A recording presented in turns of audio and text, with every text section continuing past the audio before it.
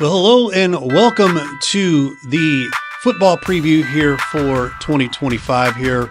Ray Halbrook from Livestream STL Media. Hope everybody's having a wonderful day, and we are excited to turn the page from the summer and start taking a look into the 2025-2026 season, especially when it comes to football here. And Jeff Whitener's along with me here. Jeff, how you doing, my friend? I'm doing great. It's football season, baby. I'm ready and raring to go.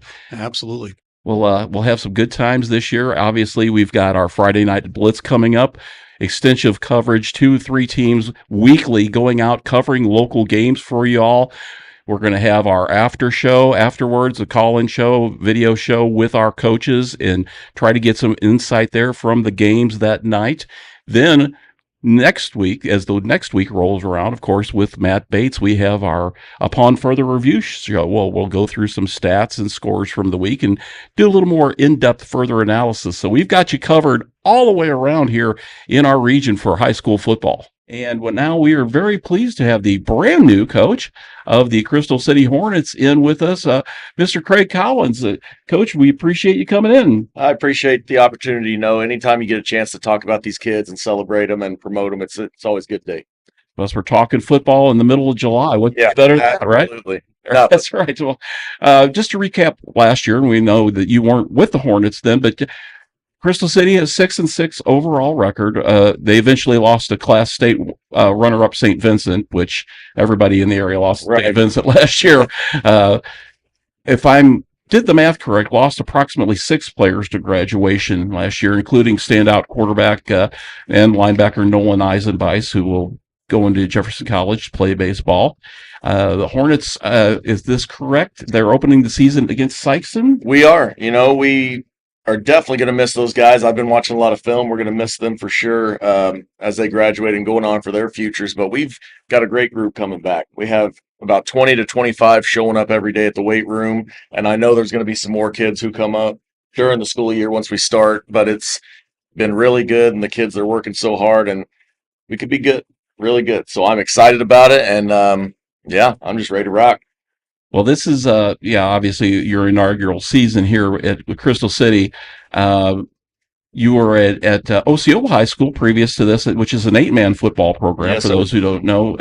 Have about 15 years of coaching experience, is that correct? This will be my 16th, and I've spent 14 in the 11-man game now, including this one, and then 2 years in 8-man, and it was a really great switch because – man, the scores are 70, 80 points a game. Yeah. You're always one man short, and it was really a great opportunity to figure out how to be more creative and literally think outside the box. And think on the fly. I would imagine. Make adjustments and those kind of things that I'm super excited to get back to the 11-man game. But it was a great 2 years, and I'm fortunate for my time there.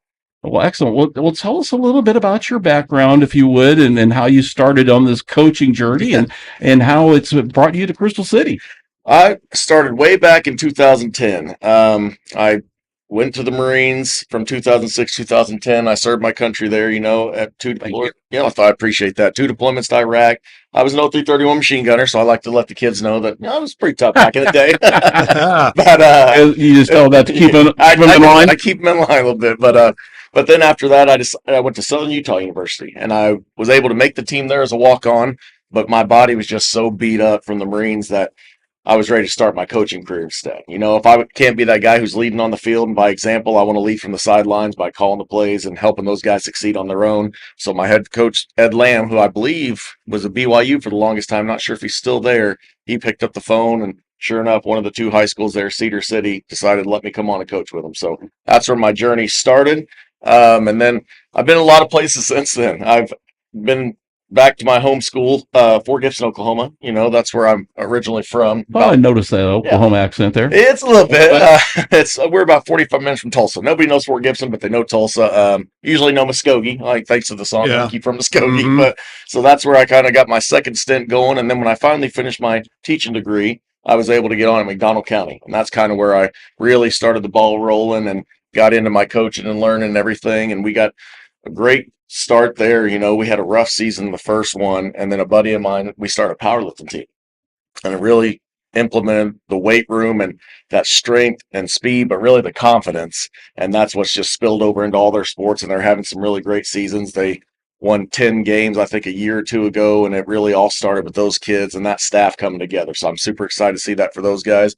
And then I had, a couple stints at, I was at Clever and Republic for a year. I was able to make my way there, DC at Clever. And then some things were going on. And I kind of made my way to Republic and started with the junior high for 1 year because I was really, kind of looking to transition and get my wife back home here in St. Louis. And Yeah. then I actually took her further away, about 10 hours. And I went back to Altus. Altus, Funny, it's all yeah. part of the plan. Don't worry. Yeah, so we got all the way back to Altus, Oklahoma, and I was a DC there at a 5A football program and had a good year. And then some things again just kind of changed and shifted.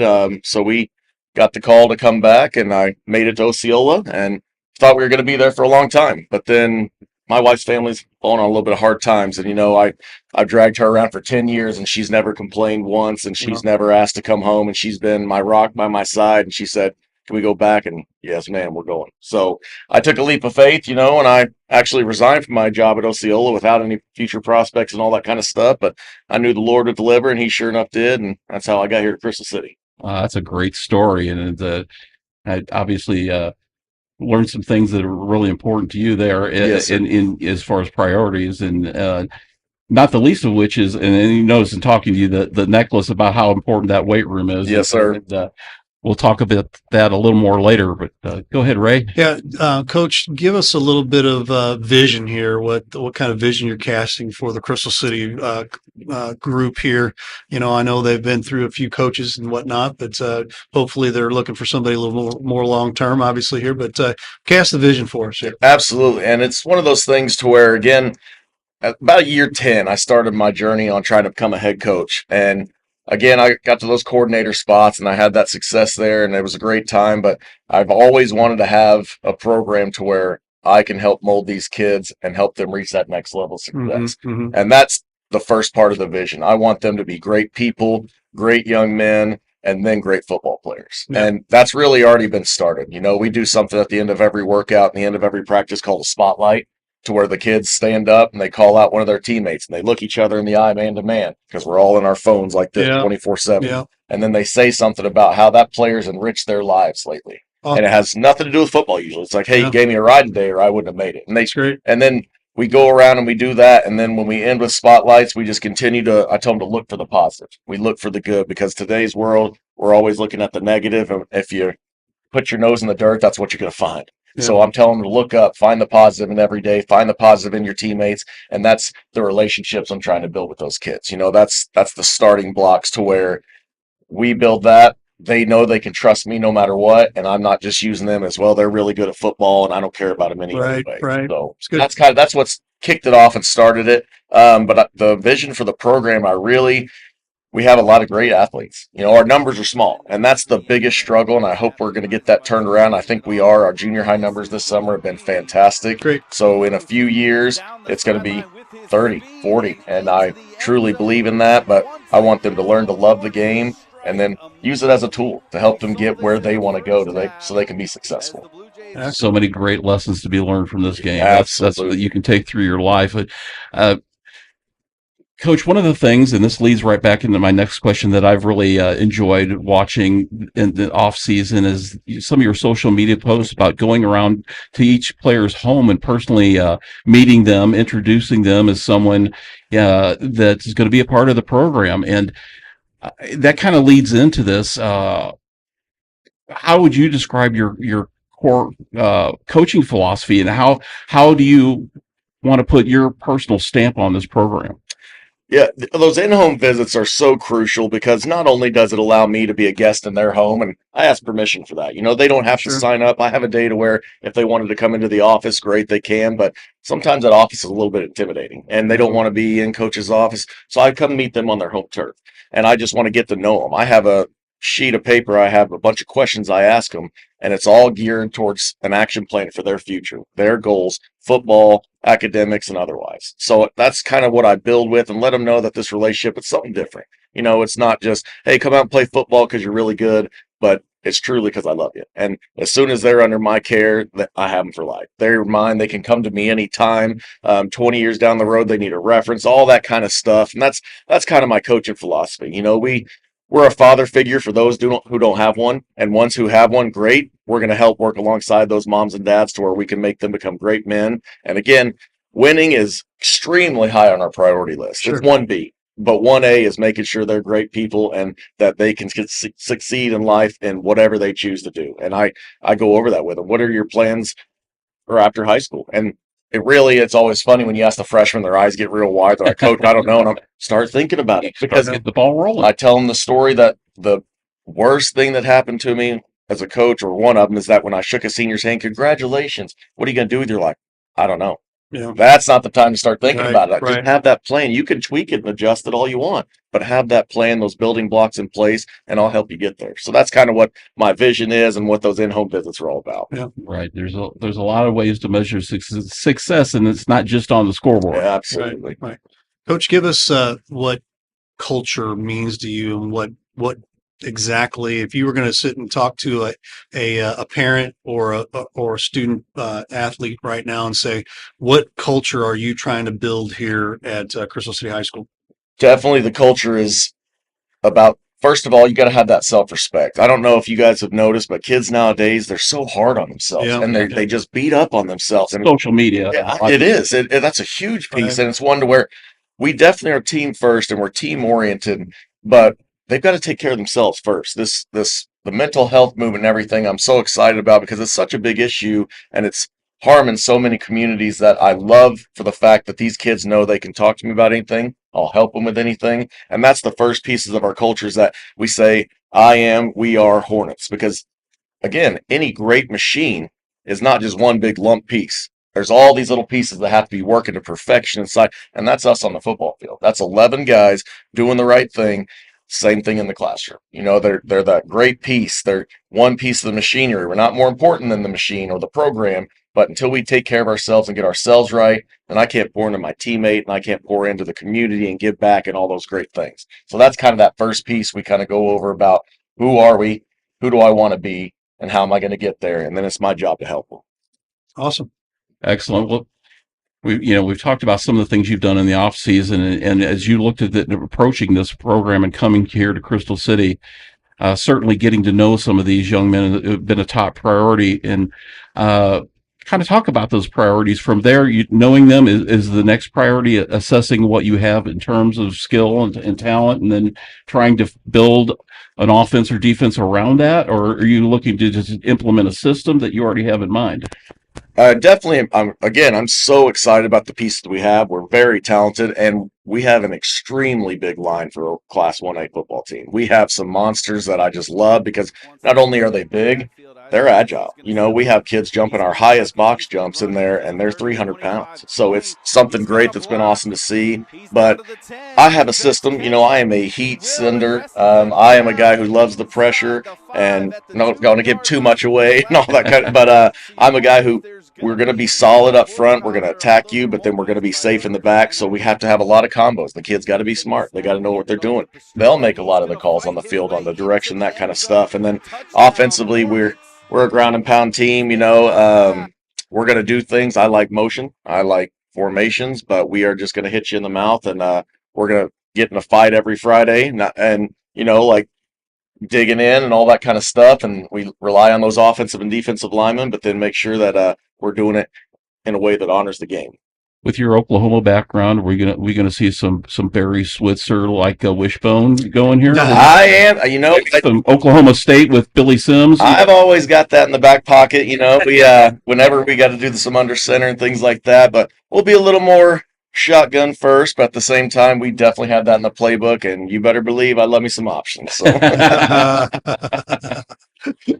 Coach, tell us maybe what you've picked up from camp here right now, some of the strengths for the Crystal City Hornets. Our strength is definitely our line, which has been a long time since I could say that. So I can't tell you how excited I am. I've said the word probably 10,000 times since taking the job. Nice. But the depth is going to be rough there. We're going to have to lean hard on those guys, but then we're going to have to get guys ready for, when there's cramps and there's things like that. But we have a lot of skilled players, so it's kind of a flip balance. Our line's going to be our major strength, but there's few of them.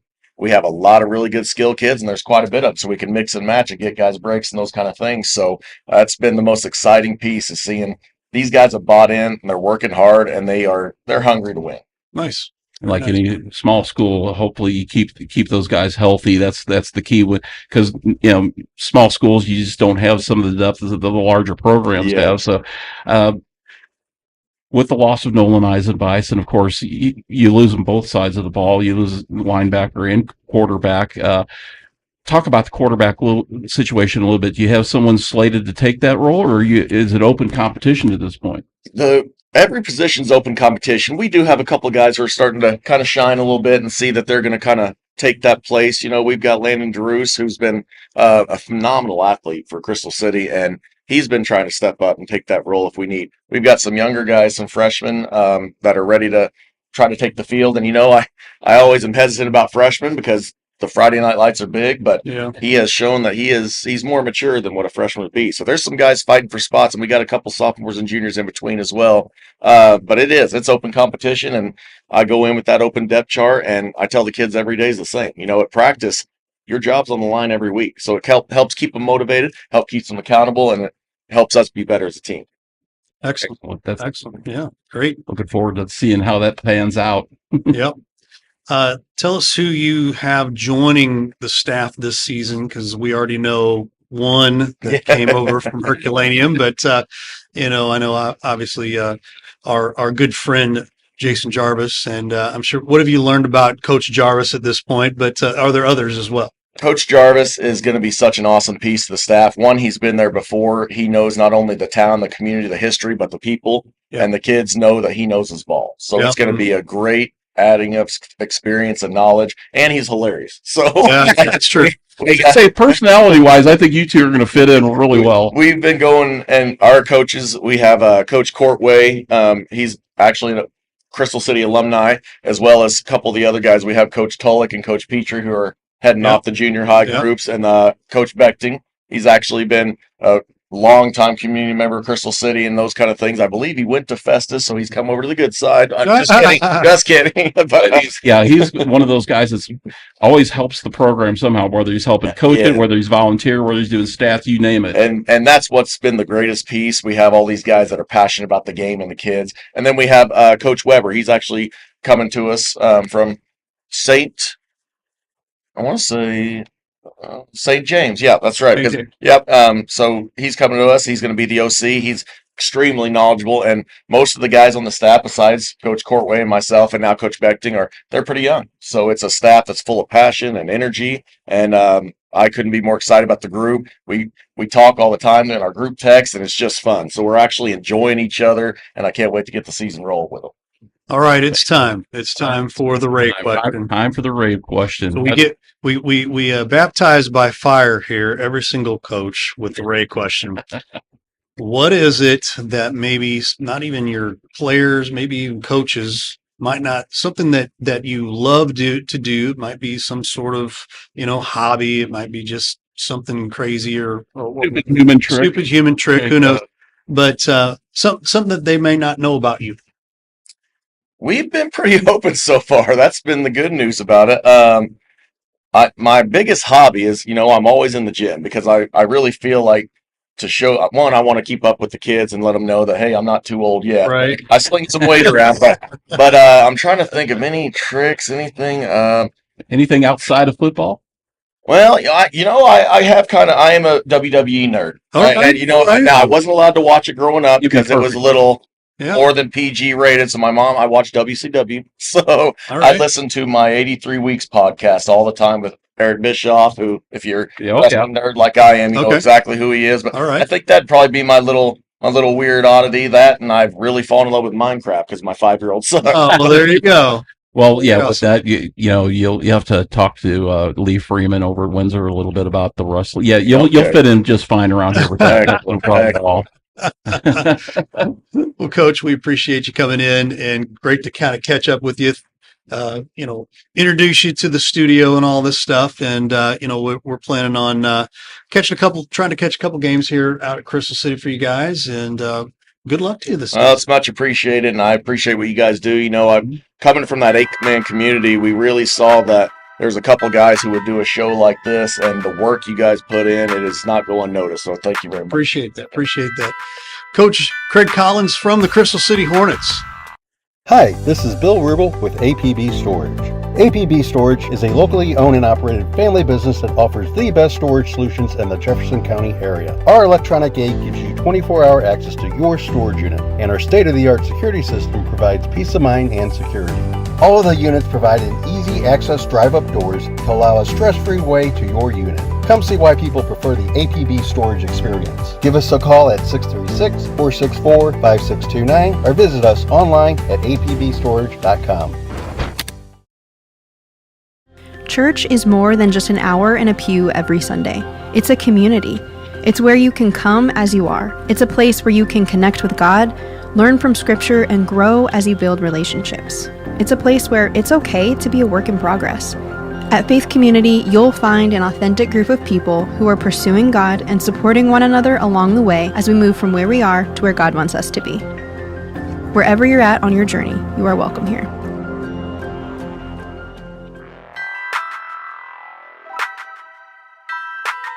It's time to catch up with our small schools now, and we have the Herculaneum Black Cats on tap here with Coach Blaine Boss. Coach, how you doing, my friend?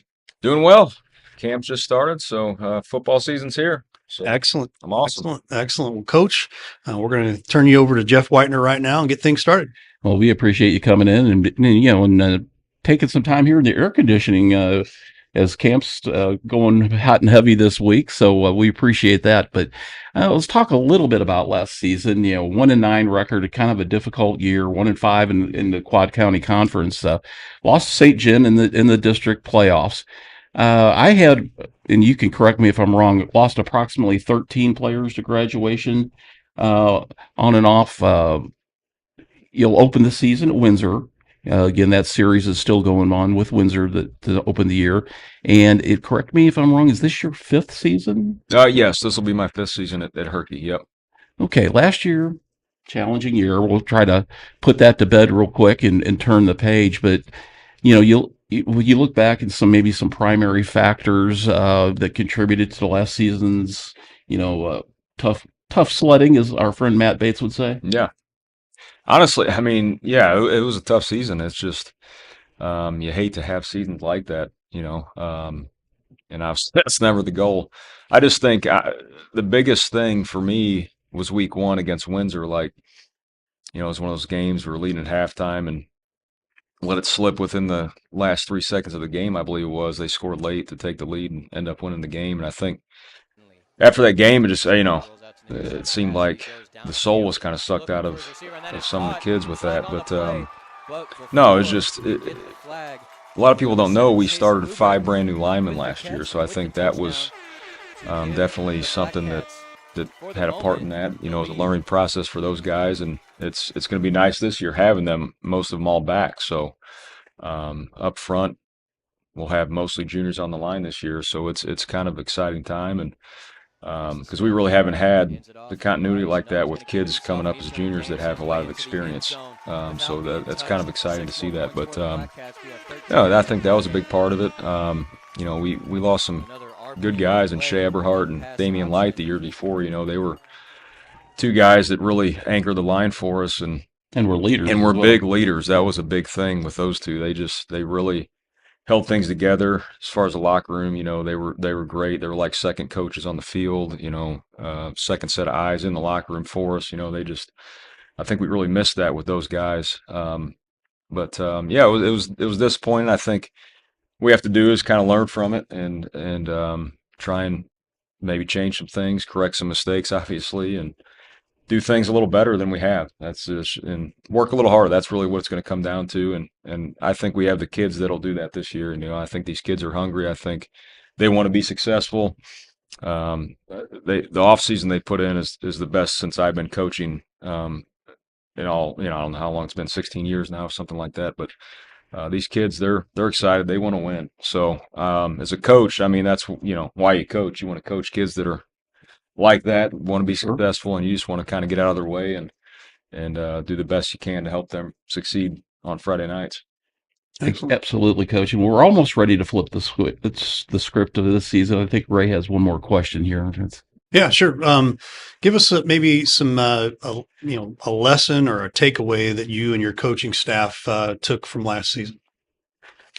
I think the biggest one for me, and probably even Coach Hunter, because he's been head coach, and him and I are kind of the same with this. We try and help kids out with football, to kind of give them something to be a part of. And we kind of found out last year, like, you're either in or you're out. Like, we can't have you half 1 foot in and one foot out. We need you all in. If you're not, that's just probably not the sport for you. So that's kind of I think the biggest thing. We just early on when I first got there, numbers wise, we wanted to build those up, and we're kind of trying to recruit kids, get them out, play, and keep kids out. And throughout the summer, kids would show up to some stuff, but not everything like you want them to. And Right. it's kind of hit or miss. So we just want the kids that are going to be completely dedicated, all in, kids you can count on. And I think that's the biggest thing, that we're just going to get the kids that want to be there, want to compete, want to be a great teammate. That's kind of really what we're looking for. And I think that's the biggest takeaway, that we just need the kids that aren't in, and just kind of need to cut ties. Unfortunately, it's just kind of how it is. So that's a good lesson to learn. Yeah. Football is such a big commitment. Yeah, it is. It's a commitment for everyone, for the players, for the coaches. I mean, people that have never played or been around the game really don't understand that, I don't think. And I think that's an important takeaway. But we'll put that season to bed, and let's talk about this year. Having gone through that last year, what are this year's team goals, and how will you measure success? Do you set those goals as a staff or as a team, or how does that work? As a staff, I think we definitely talked about a lot of this stuff, but as a team, we're kind of getting there. We'll probably, first week of practice, we'll probably open that book and talk about that. But no, like I said, a lot of these kids, they expect to win. They talk about competing for a conference championship, things of that nature. So I think when you get kids' mindsets believing that and thinking that, I think you're heading in the right direction. So as a staff, just continue to progress and make these kids better. That's really kind of the goal. I think always has been, and put these kids in a spot to be successful. That's really what we're there for, and that's kind of what we'll strive to continue to do. And then just be great at what we do. I think that's probably one of the biggest things too. Both sides of the ball, defensively, offensively. Just keep it simple. Be great, like I said, at the few things that we do. I think that'll really help us out and help our kids to be successful. Excellent. What do you see as one or some of the strengths of the team going into the season? I just think these kids really like each other. I think they're good teammates. They like being around each other. They care about each other. They're just good people. That's, as a coach, everything I just said there, it's just, you love to hear it, and you love to coach kids that are like that. And they have each other's back, but I think they're willing to learn. I think they're very coachable, and I think they work extremely hard. I think that's probably one of the biggest things I've seen, especially through camp and through this summer, is they work their tails off. I mean, they're not afraid to get their hands dirty. They'll put in the work. But like I said too, they take everything and they actually listen. They hear you, and I think they correct their mistakes and little things of that nature. But it's exciting to see our kids too. This is probably the biggest gains I've seen with some of our kids as far as weight. I think our O-line average last year was 5'10", 215. Now it's like 6'1". Wow. I think it was 240, something along those lines. So, like I said, our hogs are they're excited, and they put in the work. All of them. Some of them have lifted 2 times a day, and Coach, just for context, that's a pretty sizable line for a school the size of Herculaneum. That in this Quad County Conference, that's pretty good. Yeah. So we I think size wise, we kind of look like something this year. One of our guys will try and feature Clark Struckoff. He's put on probably 20 pounds, and he's another kid. He's probably 6'2". I think he's 220 right now, 225. So, I mean, Nice. He's going to be a load. I think our kids just really hit it this offseason in the weight room. That obviously it's one of the things I always tell them. As a coach, it all starts in there, and this group has really taken that to heart, and you can see the results. They just want it. So it's definitely something I'm looking forward to see what these guys can do. Awesome. Well, that dovetails perfectly into the next question I was going to ask you, and I'm glad you talked about that, because we talked about it off the air a little bit about how you've seen the commitment of this group and how they've worked in the off season. But is there anyone really surprised you? Any of these individual kids they've come in, you're like, wow, they've really, either you've seen the gains or not only in muscle or in athletic ability, or maybe they've just grown as teenagers. I would say yes, but no, because that's the kind of kids they are. They're just good kids, they want to be successful. So I talked about Clark. Like I said, I knew he would get bigger, but he's a good sized human. He's going to be hard to deal with. Kids aren't going to want to tackle him very often, especially late in the game. 225 pounds coming at you. That's, for our level of football, that's pretty good sized kid. What position? He'll be playing running back and middle linebacker for us. So he's the next. Since I've been at Herky, we've kind of had a linebacker that's kind of been the guy and been a force for us. Damian Light was probably the last one. Then Michael Maloney, Cody Gibson. Those guys have all, but they were all sideline to sideline. Just animals out there for us. I think Clark. He's got more potential probably than any of those guys. He's a lot bigger than all of them. He's faster. If he gets the reads and all that kind of the little details like that, if that clicks, he's going to be pretty special. Excellent. Last question here. We'll let you go. Who will be some of the leaders for the Black Cats this season? Yeah, we already talked about Clark. Another one will be our quarterback, Keaton Reeves. He's, he started as a sophomore, so this will be year 3 under center for him. Personal favorite of mine, by the way. Yeah, he's a great kid. One of mine too. He just does everything right. We started our fundraiser this week. He's already sold all his cards. So wow, it's just what he does. He's just a good person and a good teammate, good leader. So he'll be one. A lot of our linemen too up front.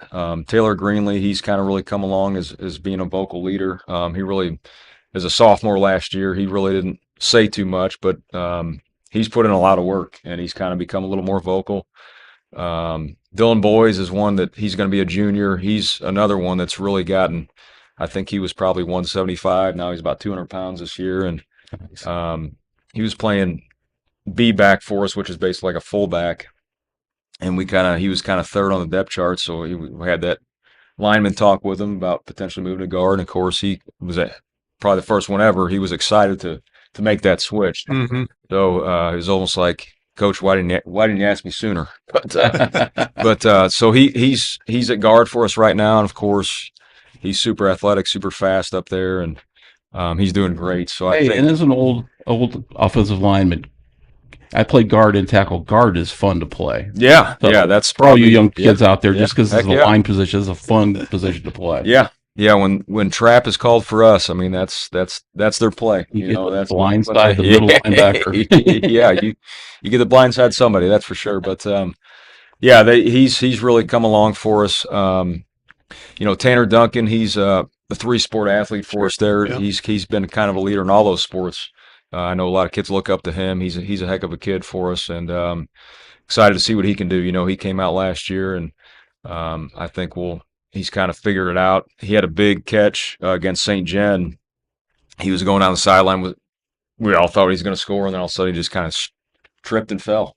And so that would have been his first touchdown, but so he never got in. But this year, his hands, he's just so nice. He's just a natural athlete. So having him out on the perimeter is going to be very nice to throw the ball to him. So those are kind of the big guys right now, that have really shined through. There's all kinds of I could list the whole team because that's just kind of how I feel right now. All our kids are good kids and work hard and want to be successful. So I hate to just single a couple out, but those guys have really kind of shown bright.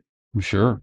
Absolutely. Well, hopefully you'll get Tanner in full speed real soon. He's, of course, going on to play the State Legion American Legion playoffs here for Post 253. Yep. So, and he's been a big part of that as well. So, like you said, athletes all over. Now Tanner was a receiver for you last year. Is he kind of in that receiver corner mode or receiver safety mode? Or Yeah, he'll be receiver. Defensively, he's kind of one of, I don't know if that's going to be his strong suit. He'll definitely at some point have to fill in for us there, but he'll definitely be on the offensive side of the ball for us, be a big threat for us there. But I think he likes offense a little more than defense, if the truth be told. Sure. Winners want the ball. That's how it comes down to. There you go. So we appreciate you coming in, and good luck to you. And looking forward to hopefully an uptick in the Herky Black Cat squad this season. Thanks a lot, guys. I appreciate you having me. Coach Blaine Boss from the Herculaneum Black Cats. Are just meant to do what they do. Devoted, skilled, solving problems before there are problems. Just like the team at Crystal Heating and Cooling. 60 years of teamwork and dedication. To Crystal, you're more than a customer. You're a friend. Top reviews, decades of experience keeping your home safe and comfortable through any weather. And Crystal Care Club with included maintenance and free financing options. For 60 years, Crystal puts their heart into your comfort. Crystal Heating and Cooling. Our Main Street Sports preview for 2025 continues here as we bring in a brand new coach here from the Grandview Eagles here, Mr. Corey Hanger. Corey, how are you, sir? I'm doing good. Busy time this time of the year, so we're starting to get after it football wise. Starting to get the ball rolling right now. I bet. Jeff, you got the first question there. Well, let's look at the 2024 Eagles before we head to the future here. Last year for Grandview, a 4-6 overall record. A pretty good season for Grandview. They were 2-4 in the Quad County Conference. They lost to St. Pius in the first round of the Class 2 District 2 playoffs. From my math, the Eagles lost approximately 5 players to graduation, so a lot of guys coming back. Yep. Grandview does open the road at Bayless to open up the season. And of course, as we mentioned, the first season for new head coach Corey Hanger. And coach, if you would, just to get the ball rolling here, tell us a little bit about yourself, your background in football, and how you came to be the head coach at Grandview. Yep. So I grew up in mid-Missouri. Went to high school, small school, South Callaway. Actually, that's how I kind of got to Grandview. Jason Kimenall, the past head coach, we went to high school together there. Had a pretty good high school career. Was blessed enough from there was able to play college football, and I went down to Bolivar, Missouri, and played college football at Southwest Baptist University. Played running back my first 2 years there, and then made the switch to defensive back and played defensive back my last couple of years there. I was lucky enough to be a starter for 3 years and had some success on the college side. So after that, my fiance at the time, like we met in college, she was going through PT school there at Bolivar, and she was a couple years younger than me. So I got a job at Buffalo, Missouri, in Buffalo, Missouri, which is about 25 minutes outside of Springfield, Missouri. Coached there for 4 years as an assistant coach. Did DBs and running backs. Was also head girls basketball coach there for a couple years, and then my wife's from the St. Louis area, so our long-term goal is once she was done with school, we were going to move back home, knowing being closer to family, and once we started building our family, which we recently just had our first kid. He's 2 weeks old. But knowing, thank you, I appreciate that. But knowing, being around family, having the support for our family is kind of the reason why we made the move down here. And then, so made the move last year. And then, so last year was my first year at Grandview as the defensive coordinator there. And then now I'm here as a head coach. Excellent. Give us your vision on the Eagles program here, both on and off the field in your first season and beyond. Yep. So, big part for me is just, getting, one of the main reasons I got into coaching was just from my experiences. Football is such a great game, and it can teach so many things to young adults, young men. So I mean, my vision as a coach is just trying to help prepare these kids, not just on the field, but preparing them off the field, building them into great young men of character. Where they in the future they can be great, great family members, great sons, great brothers, great husbands, great dads, and that's kind of what I like to try to do, as a coach, and just prepare these kids to be great young men, to be servant leaders, and in everything they do. So Excellent. Well, Coach, I kind of feel bad asking you all these questions with a newborn baby at home and Yeah. football. You're probably not getting a whole lot of sleep right now. No, not a whole lot right now. So, but we're making it work. So luckily my wife, going into the season, she had a lot of support for me going for head coach, because that was a discussion we had going into this year, whether or not I was going to try to go for a head coaching job or not. And she had a lot of support, and she had my back in doing it. So, and luckily we've had a lot of family support too. So, luckily I'm pretty blessed with the position I'm at to have a lot of people, have my back. Excellent. That's great. That answer, speaks to a broader thing. When you're any kind of head coach of a program, you've got to have that support network Mhm. around you. So I'm glad you have that here in the area. Now, Coach, that question kind of dovetails into the last question that you spoke about, as far as your core coaching philosophy. But let's talk a little bit about more of the nuts and bolts of it. Have you had a chance to really assess the talent on the Grandview Eagle squad yet, and are you able to kind of look at tailoring your offenses and defense philosophy to the talent on hand in the program? Yeah. So luckily I've already had a year under my belt with these kids. So we're not making a ton of changes of what we've done in the past. As far as, but offense philosophy. We've got some pretty good running backs, right? We're gonna be trying to run it down your throat, right? Win it in the trenches, and then when we need to, right, spread the ball out with Brendan Martin, and he's done a great job this summer, starting to become a better decision maker, and I think for us, so far it's looking like we're starting to become more than a one-dimensional team, whereas last year we struggled when the run game wasn't working. We struggled in games, and I think Brendan's taking that next step, and hopefully this year with offense philosophy we're going to be able to really stick true to what we want to do, and that's run it down. All right, run it down the middle, and get our running backs going, Wyatt Kime and Isaac Walker, and then off of that, we'll then be able to spread it out a little bit with Brendan and some of the athletes we have.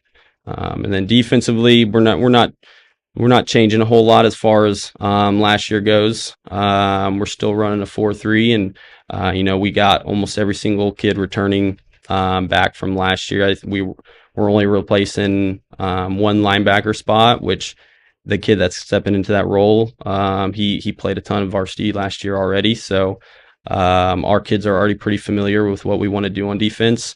They're familiar with our philosophy as far as we're 11 hats to the ball. We swarm to the ball. We got some great leaders on the defense side. Wyatt, who was a 13 All-State linebacker last year, at our Mike linebacker, and we had our first, I guess, scrimmage Saturday. We went to Westminster, and already he looked great. He was commanding the defense really well, and he was. He's fitting gaps. He was sideline to sideline guy, and so we're definitely excited. I think our kids they're buying into what we want to do offensively and defensively, and they're really getting better every day that we're doing stuff. Excellent. Give us maybe your top priorities right now for this season here, and how will you measure your success in each of those areas? Yeah, I think. I had a lot of good, we do some character and leadership development with our seniors, and I've had a lot of good talks with them. And I think, kind of overall, one of the big things that we want to do as a program is just take that next step, as a program, right? We've been 3-7, 4-6, the last couple of years, and this senior group hasn't had a winning season. And I think, with, one of our priorities is really just take that next step and start, setting, a foundation for a winning program with our kids. And that, that starts through, the commitment we do every day in the summer and, coming to weights, showing up to camp and, not just showing up and being there, but actually like putting in the work when we are there. And I think we have a lot of kids starting to buy into that. So that's good. Excellent. Yeah, I think watching the Eagles last year, I could see some improvements in the team, and with the guys that you have returning, I think should bode well for the season, Coach. Yep. Now, uh, as far as what you look at maybe as a strength of your team going in, I know you said you want to establish the run and you want to win the line of scrimmage. Talk a little bit about what you see are the strengths in place already for Grandview as a team, both on both sides of the ball, and then maybe some guys that have surprised you if they come into camp this year and you're like, wow, maybe raised an eyebrow or so. This person's really made some strides or some improvements. Yeah, definitely our strength. It's got to be our experience and our senior leadership. I think we have 15 seniors on our team. A lot of them have a ton of varsity experience. Some of them have been starting since freshman year or sophomore year. So we're really going to be just looking for those guys to, carry the load. We got Isaac Walker and Wyatt returning. They're juggernauts on, run the ball and on the defensive side. We got Tucker Reinhardt and, Ethan Smith returning and they're, O-line, D-line guys. And they're doing a great job this summer of, really truly stepping into that role of, being the anchor of our offense and defensive line. So we have guys kind of all over the place that, are really just flourishing in their role, whether that is, hey, you got to be the guy making the play, or hey, I'm a role player. Hey, I got to do my job when it comes to me. But as far as we only have, we only have 2 spots that are new starters on offense and defense. And both of those guys that are stepping in starter spots have they've both already had varsity experience. So we don't really have any new starter with no varsity experience. So we're really hoping that, the strength of our team is that our guys, they've already been in these positions. They've already been in these close games. Now they're just going to hopefully take the next step, and start finishing some ball games. Because I know last year we were in a lot of close games. I think, off the top of my head, I think 3 or 4 of our losses were by 1 or 2 touchdowns, where we just couldn't finish at the end. And now I think those guys have that experience, and they've been in those moments, and they're starting to figure out what it's going to take to finish in those situations. Excellent. Well, you're the new guy, so you've not been given the Ray question here, Yeah. and we did prep Coach Hanger a little bit, gave him some of the questions, but we didn't give him this one. This one here is the Ray question, and the Ray question goes as follows here. Give us something about Coach Hanger here that maybe a lot of folks don't know about, or maybe not even your other coaches, maybe even your players, something that you either like to do, maybe have a hobby or something like that people might not know about. Ooh. Okay, say that one more time. So. A hobby that some that might be a little on the extraordinary side. I don't know, something like that. Yeah. So maybe a stupid human trick or something like that. Unfortunately, I don't think I have any of those, but and some of my players kind of already picked this up. I am a big nerd when it comes to outside of sports. Okay. I love to read. I love to watch, movies, one thing I think I pride myself in as a teacher and a coach is I'm able to connect to a lot of different kids, not just the athletes. Okay. But I can connect to a lot of different kids because I am kind of a nerd on the side too, when it comes to stuff like that. Awesome. Very cool. Well, Coach, we appreciate you coming in, and good luck to you this season. And Thank you. I'm sure we'll see you down the road here. Good. Thank you. Appreciate you guys. Coach Corey Hanger from the Grandview Eagles.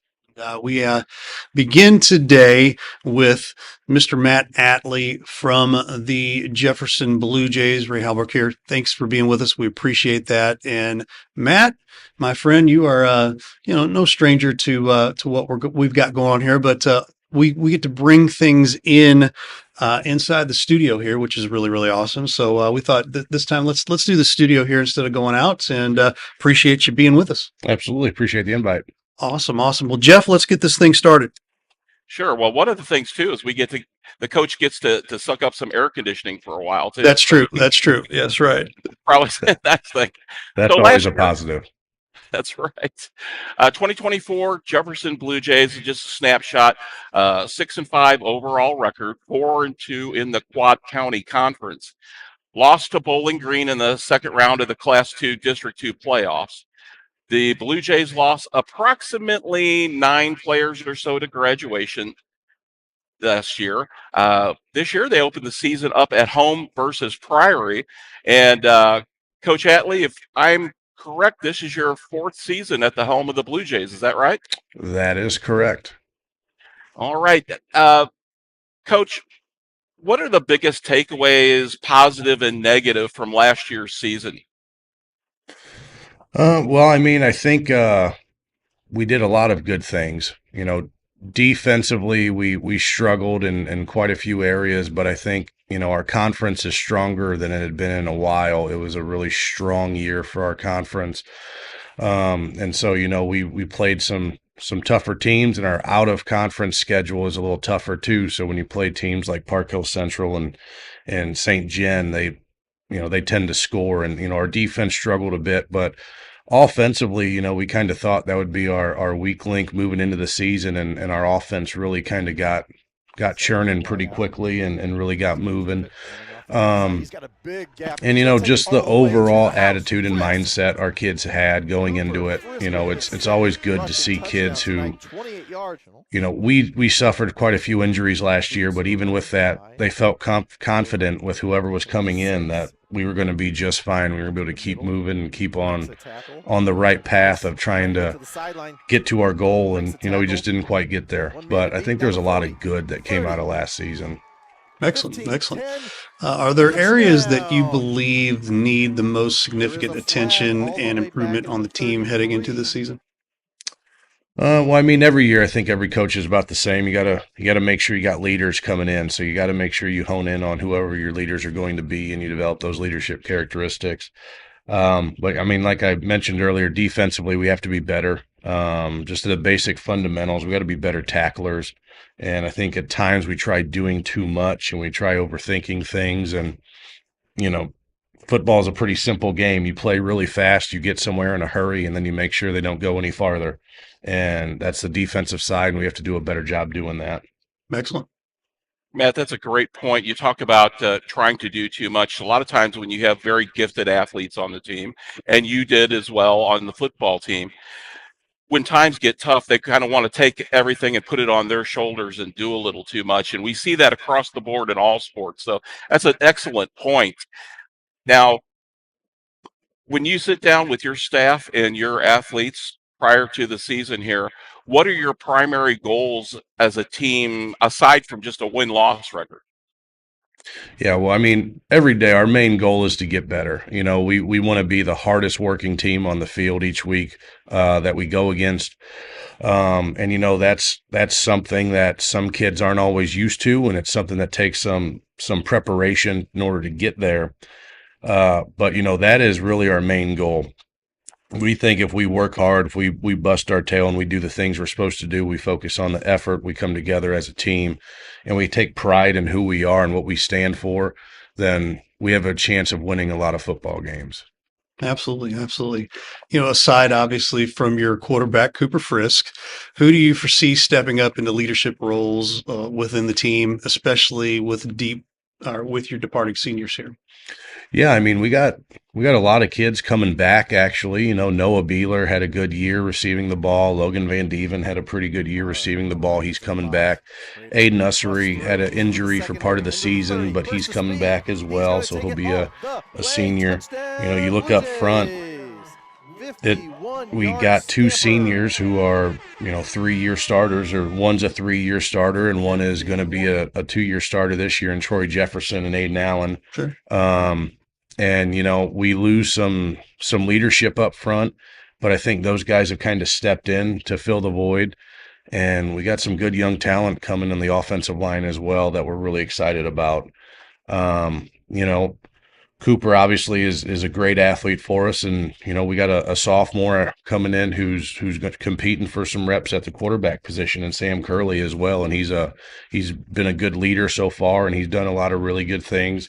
So we have a good variety of kids coming back who can do some good damage for us, and that doesn't include like the Craters. So we're excited for the opportunity we have ahead, but we still got some things we have to hone in on our end as well. Coach Hadley, I'm happy that you mentioned Sam Curley, a great athlete. Ray and I got to see him play quite a bit of Legion baseball this summer at the shortstop position. So he's another guy like a Cooper Frisk, like a Landon Weiss from last year, that can do a lot of different things for you. So I'm excited to see his development. And speaking of growth and development, now last year when I asked you this question, who surprised you, who put in the work in the off season, and you mentioned Landon Weiss and what he had done. Of course, Landon went on and had a great season, but thus far, who has anyone surprised you with the commitment that they've made, either strength and conditioning or football, and who might make an impact and kind of, open up some eyes this year? The one thing I keep getting caught on there is surprise. Like this year, I think we have a group of kids that I'm not really surprised at the work they're putting in.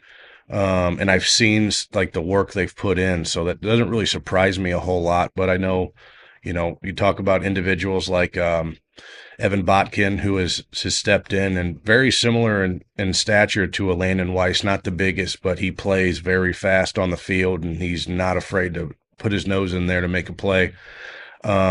Or you look at, Gavin Green, who been a player for us, a role player for us over the past season, but has really stepped in and stepped up in a big way for us. So those are just a couple, but I could probably talk about several who have done some really good things for us up to this point. Absolutely. Absolutely.